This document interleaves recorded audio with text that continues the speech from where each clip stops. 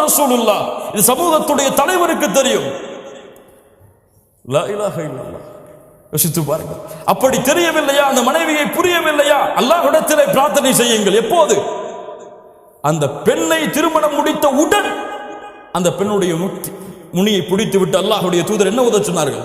அல்லாஹும்ம இன்னி அஸ்அலுக மின் கைரிஹா வ கைரி மா ஜுபிலத் அலைஹி. யா அல்லாஹ், இந்த பெண்ணுடைய நன்மைகளை எனக்கு கொடு, இயற்கையில் அமைந்த இந்த பெண்ணுடைய நன்மைகளை கொடு, தீமைகளை, இந்த பெண்ணிடத்திலிருந்து வரக்கூடிய தீமைகளை தடுத்து விடு, இந்த பெண்ணுடைய இயற்கையான தீமைகள், இந்த இயற்கை குணத்துடைய தீமைகளிலிருந்தும் என்னை பாதுகாத்து விடு. எத்தனை பேர் இந்த துவா செஞ்சோம்? எத்தனை பேர் இந்த சுன்னத்தை ஆயாத்தாக்கணும்?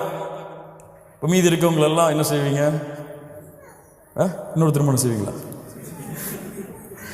லா இலாஹ இல்லல்லாஹ். கண்ணியத்துக்குரியவர்களே, அல்லாஹ் ரப்புல் ஆலமீன் நம்மை பாதுகாப்பானாக. அல்லாஹ்விடத்திலே முறையிடு. யா அல்லாஹ், இந்த பெண்ணுடைய நன்மையை கற்றுக்கொடு, இந்த பெண்ணுடைய தீமையை கற்றுக்கொடு. அந்த பெண்ணிடத்தில் நன்மையும் இருக்கும், தீமையும் இருக்கும். இரண்டும் இல்லாத பெண் இந்த உலகத்தில் யாரும் கிடையாது.